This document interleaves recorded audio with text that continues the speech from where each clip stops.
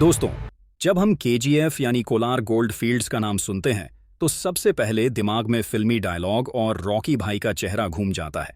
लेकिन केजीएफ की असली कहानी फिल्मी पर्दे से कहीं बड़ी और गहरी है। ये कहानी है भारत की उस मिट्टी की जिसने कभी पूरी दुनिया को अपनी चमक से चौंका दिया था। ब्रिटिश राज और सोने की लूट 19वीं सदी के आखिर में जब अंग्रेजों ने कर्नाटक की धरती पर सोने की नसें खोजीं तो उन्हें लगा मानो उन्हें जन्नत मिल गई हो।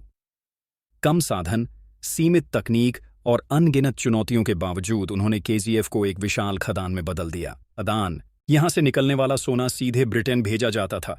इस खदान की गहराई करीब 3 किलोमीटर तक थी और उस समय यह दुनिया की सबसे गहरी खदानों में गिनी जाती थी। मजदूरों को नीचे ले जाने के लिए खास लिफ्ट्स बनाई गईं और सांस लेने के लिए वेंटिलेशन सिस्टम तैयार करना पड़ा। आप सोचिए, उस दौर में जब मशीनें और टेक्नोलॉजी आज जितनी उन्नत नहीं थीं, तब भी ब्रिटिश साम्राज्य ने यहां से साल दर साल सैकड़ों किलो सोना निकाला। ये सोना ब्रिटेन के ताज और खजाने की शान बना, लेकिन भारत के हिस्से में सिर्फ मेहनत और थकान आई। 2001 खामोशी का दौर समय बीता, सोने का भंडार घटने लगा और खनन की लागत बढ़ती गई। आखिरकार 2001 में सरकार ने केजीएफ को बंद कर दिया। हजारों मजदूर बेरोजगार हो गए। शहर की अर्थव्यवस्था ठप हो गई। जहां कभी मशीनों की गड़गड़ाहट और लोगों की चहल पहल गूंजती थी, वहां सन्नाटा छा गया।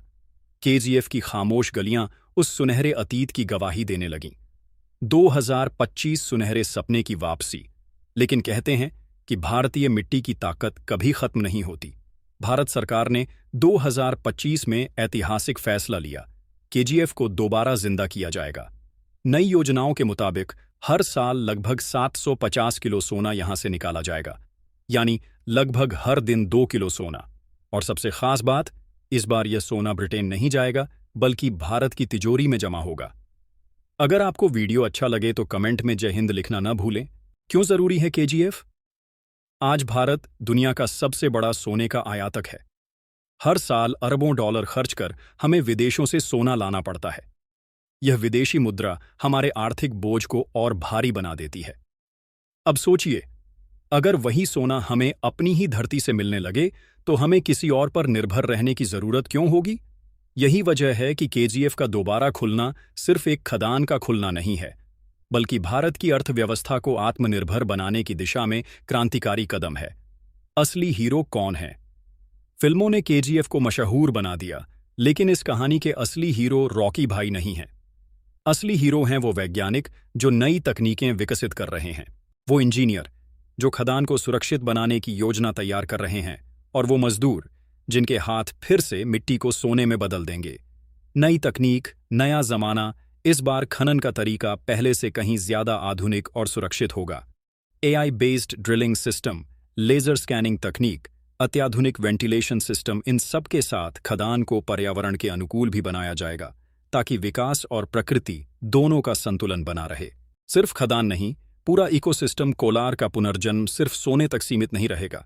यहां नई सड़कें बनेंगी, स्कूल और हॉस्पिटल तैयार होंगे, टेक्निकल ट्रेनिंग सेंटर शुरू होंगे, छोटे छोटे व्यवसायों को बढ़ावा मिलेगा। इसका मतलब है कि कोलार सिर्फ सोना ही नहीं देगा, बल्कि लाखों लोगों की जिंदगी बदल देगा।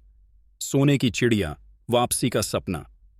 भारत को कभी सोने की चिड़िया कहा जाता था।